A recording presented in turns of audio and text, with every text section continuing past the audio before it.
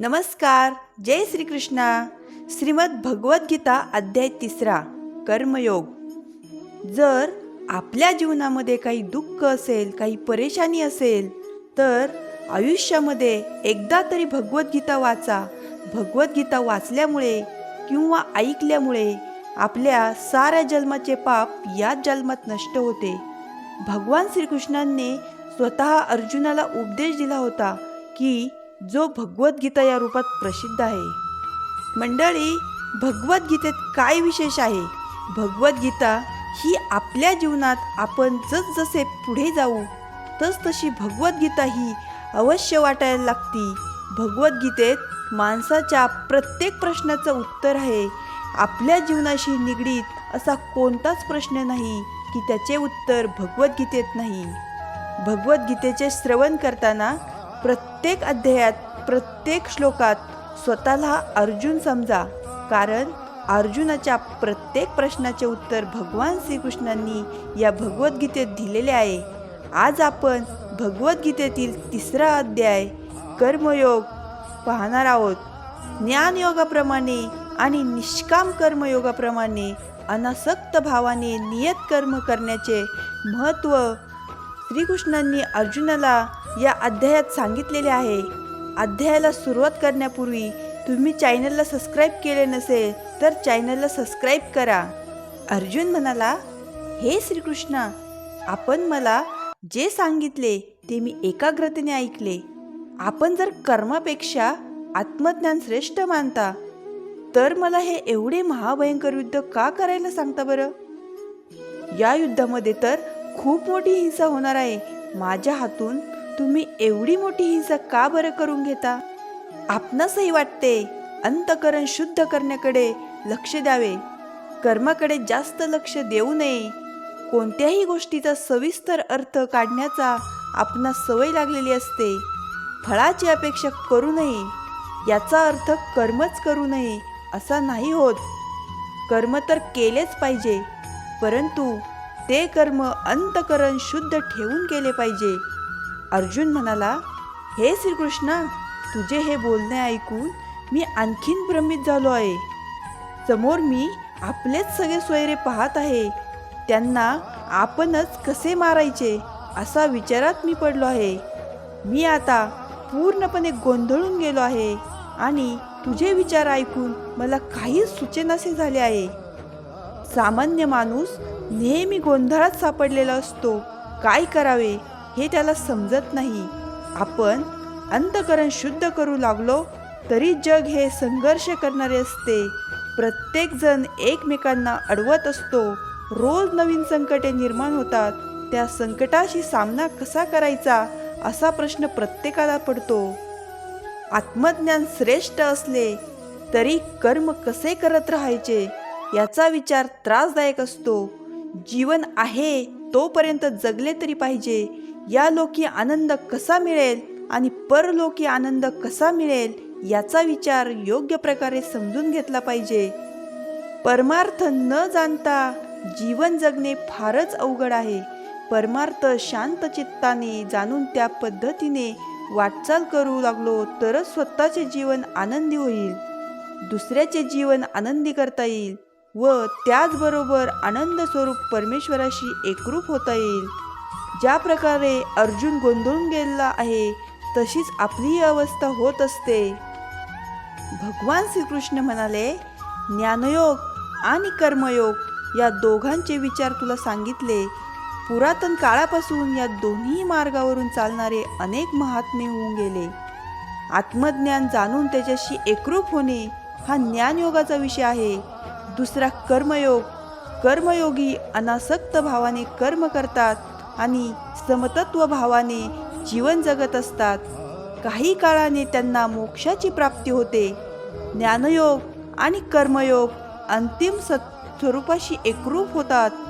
ज्ञानयोग आणि कर्मयोग हे 2 मार्ग असले तरी साध्य एकच आहे. दोन्ही मार्ग महत्त्वाचे आहेत. आत्मज्ञानाने त्वरित मुक्ती प्राप्त होते आणि निष्काम कर्मयोगाने साधक काही काळाने महत्त्व प्राप्त करून घेतो. आपणास असे वाटते की मोक्ष म्हटले की सर्वांचा त्याग करावा लागतो, परंतु खरे पाहिले तर मोक्ष म्हणजे सर्व दुर्गुणांचा त्याग होय. प्रारब्ध कर्माप्रमाणे माणसाचे आयुष्य असते, त्यामुळे मुक्त पुरुष आनंदाने जीवन जगत असतो. देह असतात विधेयी अवस्था प्राप्त करून घेता आली पाहिजे, हे फार अवघड आहे असे समजण्याचे कारण नाही. सात्विक प्रयत्नाने विधेयी अवस्था प्राप्त करून घेता येते. कर्मच केले नाही तर अनासक्त भाव निर्माण होतो असे नाही. आपले विहित कर्म बंद करून चालणार नाही, परंतु विहित कर्म निष्काम भावनेने कसे करावे हे समजून घेतले पाहिजे. आपले अंतःकरण जोपर्यंत शुद्ध होत नाही तोपर्यंत कर्म करीत राहिले पाहिजे. एकदा का अंतःकरण पूर्ण शुद्ध झाले तर कर्म सहज थांबते. मी कर्म करतो, हे माझे कर्म आहे, मला यापासून अमुक फळ प्राप्त झाले पाहिजे असा कोणताही विचार मनात निर्माण होत नाही. प्रपंचाचा त्याग केला म्हणजे निष्काम कर्मयोग होत नाही. प्रपंचातील असत्य गोष्टींचा त्याग केला तर प्रपंचात राहून देखील आपण कर्मयोगी बनू शकतो. कर्म केल्याशिवाय माणसाला क्षणभर देखील राहता येत नाही. आपण जंगलात निघून गेलो तरी ते कर्मच आहे. आपण मौन पाळले तरी ते कर्मच आहे. आपण शांत बसलो तरी ते कर्मच आहे. जीव हा शरीराच्या आश्रयाने राहत असतो, त्यामुळे कर्माचा त्याग अथवा स्वीकार हे दोन्ही विचार खरे नाहीत. सात्विक, राजस, तामस या 3 गुण आहेत. या 3 गुणांच्या आधारे आपले कर्म सुरू असते. आपले विहित कर्म करायचे जर आपण बंद केले तरी आपल्या इंद्रियांचे कार्य सुरूच असते. आपण कर्म न करता शांत बसलो तरी कानाने आपल्याला अनेक गोष्टी ऐकू येतात, डोळ्याने आपणास अनेक गोष्टी दिसतात, नाकाने अनेक प्रकारचे सुगंध येत असतात. आपण शांत बसलो तरी आपणास भूक लागते आणि कर्म केले तरी तहान भूक लागतेच. प्रकृतीच्या आधारे माणसाचे कर्म सुरू असते. जोपर्यंत प्रकृतीचा संबंध आहे तोपर्यंत कर्माचा त्याग होणे शक्य नाही. प्रकृतीच्या गुणाने पराधीन होऊन माणूस कर्म करीत असतो. आपण कर्म करतो, पण कशाच्या आधारे कर्म करतो हे काहीच जाणत नाही. हा अनमोल मानव जन्म लाभलेला आहे याचा विचार न करता आपण फक्त कर्म करीत राहतो. एक वेळ कर्म इंद्रियांना ताब्यात घेणे सोपे आहे, परंतु मनामध्ये विषयांचे चिंतन न करणे ही अत्यंत अवघड गोष्ट आहे. माणसाच्या दुःखाचे मूळच माणूस वरून गोड बोलतो आणि मनामध्ये अनेक विषयांचे चिंतन चालू असते. कर्माचा फक्त त्याग करून चालणार नाही. कर्माचा त्याग करून कोणतीही निष्कर्म होऊ शकत नाही, कारण मनामध्ये विषयप्राप्तीची चक्रे फिरत असतात. त्यामुळे वरवर कर्मत्याग केलेला दिसला तरी तो खरा कर्मत्याग नसतो. जगामध्ये अनेक लोक दुःखी आहेत, याचे कारण ढोंगीपणाने वागत आहेत. संतांच्या अंतरंगामध्ये शुद्ध भाव असतो, त्यामुळे सर्वत्र देवाची जाणीव ठेवून अत्यंत नम्र भावाने वागत असतात. माणसे मात्र सातत्याने एकमेकांना फसवण्याचा विचार करत असतात.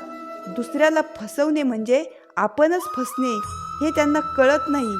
स्वार्थाने त्यांचे हृदय पूर्ण भरलेले असते. वरून आपले जीवन त्यागमय आहे असे ते दाखवत असतात. परमार्थामध्ये अंतःकरण शुद्ध करणे हे अत्यंत महत्त्वाचे आहे. हा परमार्थाचा गाभा आहे. संत देवाचे नामस्मरण का करायला सांगतात, तर अंतःकरण शुद्ध व्हावे म्हणून. मानवाने मनाचा अंकुश लावून सर्व इंद्रियांना ताब्यात घेतले पाहिजे. त्यानंतर अनासक्त भावाने कर्म करीत राहिले पाहिजे. असे वागणारा माणूस सदैव श्रेष्ठ पदावर पोहोचतो. जो खरोखर अंतःकरणाने शुद्ध असतो, त्याच्या मनात सात्विक विचारांचे चिंतन सुरू असते. तो परमेश्वराच्या प्रेमात रंगून गेलेला असतो आणि वरून लोकांप्रमाणे लौकिक कर्म करतो.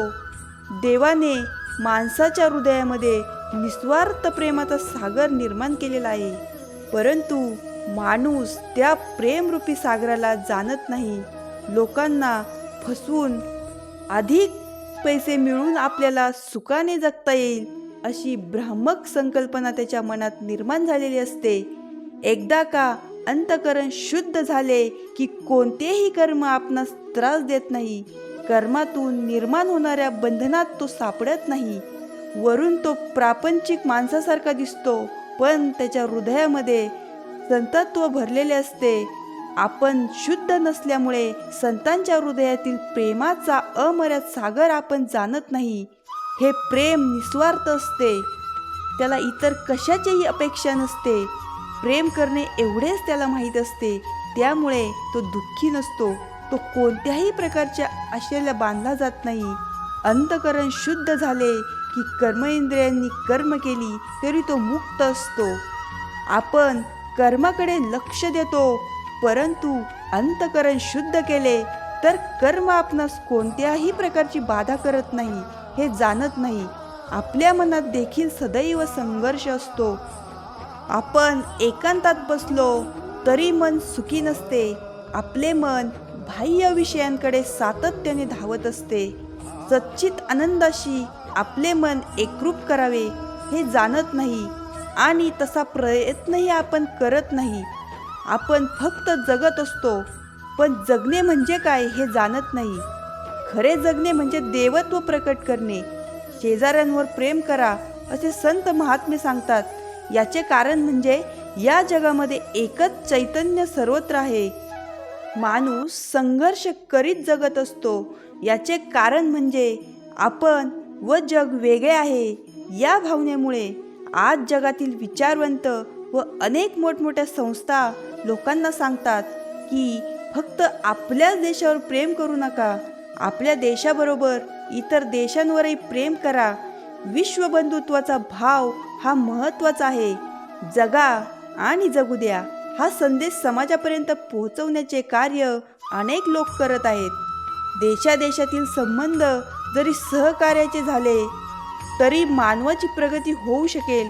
यासाठी आतून चांगले बनणे हे देशातील प्रत्येक माणसास आवश्यक आहे. प्रत्येक देशात अनेक संत महात्मे होऊन गेले आणि आजही आहेत. लोकांना आतून सात्विकपणा असा उपदेश करत आहेत. मनाचा निग्रह करून अंतःकरण शुद्ध करणे आवश्यक आहे. अंतःकरण शुद्ध झाले की कर्मेंद्रिये आपली कर्म करत असतात. कोणते कर्म करावे याबद्दल शास्त्रात विचार मांडला आहे. त्याप्रमाणे कर्म करावे. कर्म तर केले पाहिजे. प्रसंगाने जे प्राप्त झाले आहे ते कर्म करीत राहिले पाहिजे. अनासक्त भावाने कर्म करीत जीवनाची वाटचाल करत राहिले पाहिजे. कर्म केले तर बंधन प्राप्त होते असे समजू नये. निष्काम कर्म बंधनातून सोडविणारे असते. पुरातन काळापासून अनेक लोक निष्काम कर्म करत आले आहे. निष्काम कर्म करून त्यांना मोक्षाची प्राप्ती झालेली आहे. जगातील सर्वच मोठी माणसे निष्काम भावाने आयुष्यभर कर्म करत असलेली दिसून येतात. त्यामुळे त्यांच्या हातून महान कामे झालेली दिसून येतात. त्यांनाही दिवस रात्रीचे मिळून 24 तास होते. आपणासही तेवढे 24 तास आहेत. महान पुरुष निष्काम भावनाने प्रत्येक क्षणाचा उपयोग करून घेतात. आपण सकाम कर्म करतो आणि आयुष्यातील खूप वेळ वाया घालवतो. सकाम कर्मामुळे आपण दुःखी राहतो. निष्काम कर्म करणारा सदैव सुखी असतो. यासाठी जगातील महामानवांच्या जीवनचरित्रांचा अभ्यास केला पाहिजे. त्यांच्या कामाची पद्धत समजून घेतली पाहिजे. ते समाजासाठी काम करत होते, त्यामुळे त्यांचे कर्म निष्काम होत होते. आपल्याप्रमाणे इतर माणसेही माणसेच आहेत याची त्यांना जाणीव होते. फक्त आपणच चैनीत राहावे असे त्यांना वाटत नव्हते. आपण आयुष्यभर कसे सुखी व्हावे याचाच विचार करत असतो. स्वधर्म जाणावा, आपला स्वधर्म तोच नित्य यज्ञ जाणावा. स्वधर्माचा त्याग कधीच करू नये. वाईट कर्म केले तर त्याचे फळ आपणास भोगावे लागते आणि जन्ममरणाच्या चक्रात फिरावे लागते. यासाठी स्वधर्म कधीच सोडू नये. कर्म करावे तर ते ईश्वराला अर्पण करावे. कर्माचे फळ देखील ईश्वराला अर्पण करावे. असे केले नाही तर माणूस स्वतःच्या कर्माने बांधला जातो, स्वतःच दुःख निर्माण करतो आणि माझ्या वाट्याला दुःख का आले म्हणून विचार करत बसतो. मी कर्म केले हा अभिमान ठेवू नये. याचे कारण म्हणजे मी म्हणजे कोण हेही आपणास कळत नसते. मी असे केले, मी तसे केले असे माणूस आयुष्यभर बोलत असतो. त्या अहंकारात जगतो व शेवटी दुःख निर्माण होते. कर्म तरी करायचे, पण ते ईश्वरार्पण बुद्धीने करायचे. ईश्वरार्पण बुद्धीने केलेल्या कर्मातून अहंकार निर्माण होत नाही, फळाची अपेक्षा निर्माण होत नाही आणि त्यामुळे माणूस अखंड आनंदात राहतो.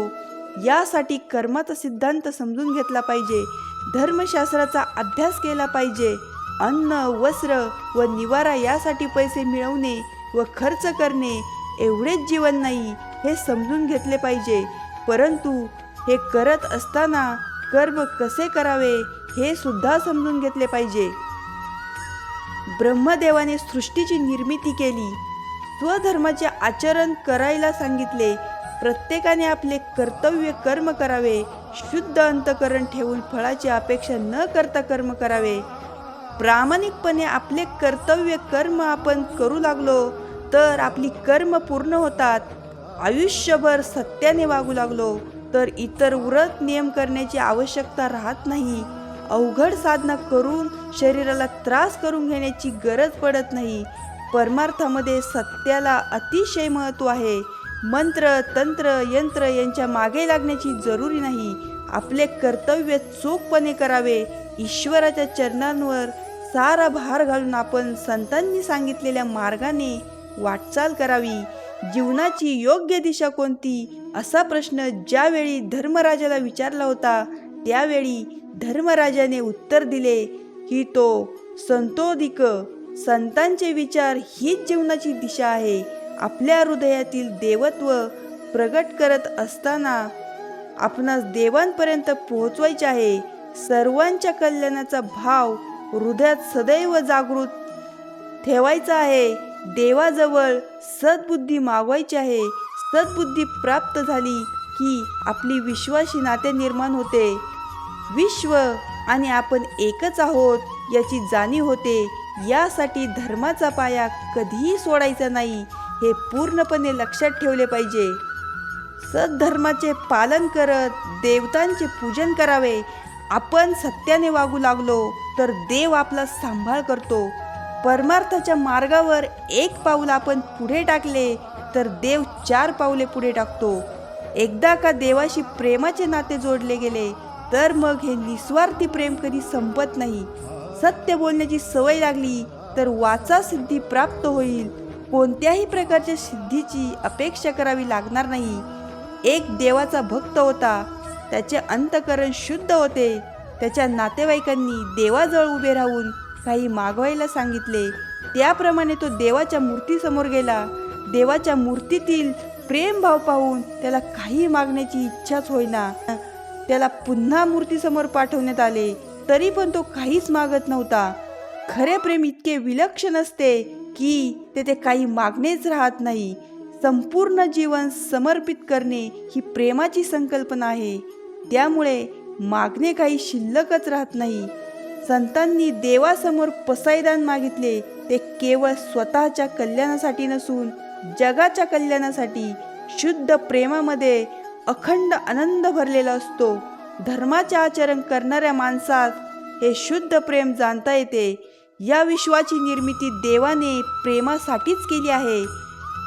एकाकी न सरमते एकट्याला करमत नाही म्हणून अफाट विश्वाची निर्मिती केली. चंद्राच्या प्रेमाने सागराच्या लाटा उचंबळत असतात. सूर्याच्या प्रकाशाने कमले विकसित होत असतात. वसंत ऋतूच्या आगमनाने वृक्षवेलींना बहर येतो. देवाने जगातील सर्व नाती प्रेमासाठी निर्माण केली, पण हे सर्व धर्माच्या आधारावर घडत असते. अधर्माने वागणाऱ्या माणसास प्रेम म्हणजे काय कळत नसते. धर्माने वागणे हा खरा यज्ञ आहे. धर्माने वागणाऱ्या माणसास देव अनेक गोष्टी बहाल करीत असतो. अधर्माने वागणाऱ्या माणसाला शांती समाधान लाभत नाही. तो सातत्याने विषयांच्या मागे लागलेला असतो. वर्तमान काळात सुखाने जगण्याचे तो विसरून जातो. भरपूर सत्ता संपत्ती मिळून भविष्य काळात सुखाने राहता येईल अशा भ्रमात तो असतो. सद्गुरूंबद्दल त्यांच्या मनात आस्था असते. अतिथींचा तो कधीच सन्मान करत नाही. सर्व मानवजातीचे कल्याण व्हावे असा विचार त्याच्या मनात कधीच निर्माण होत नाही. अशा माणसाच्या घरातून हळूहळू लक्ष्मी निघून जाते. सूर्य मावळला की जसे अंधकाराचे साम्राज्य सुरू होते, त्याचप्रमाणे स्वधर्माचा सूर्य मावळला की दुःखाचे साम्राज्य सर्वत्र पसरते. ब्रह्मदेव सांगत होते, माणसाने स्वधर्म कधीही सोडू नये.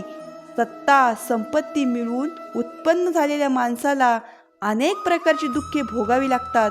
यासाठी इंद्रियांना ताब्यात घ्यावे. आपणास प्राप्त झालेल्या गोष्टी देवाच्या चरणांवर अर्पण कराव्यात. भोजन करताना देखील नैवेद्य देवाला समर्पण करून नंतर भोजन करावे. त्यामुळे ते भोजन म्हणजे ईश्वराचा प्रसाद होतो. जे स्वार्थासाठी अधर्माने वागतात त्यांना समाज चोर म्हणून ओळखतो.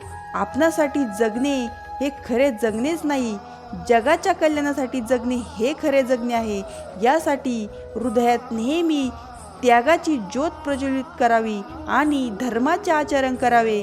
अधर्माने वागलो तर आपले अकल्याण होईल आणि स्वधर्माने वागलो तर आपले कल्याण होईल. बाह्य गोष्टींवर आपले कल्याण अवलंबून नसून आपल्या वागण्यावर आपले कल्याण अवलंबून असते, हे समजून घेतले पाहिजे.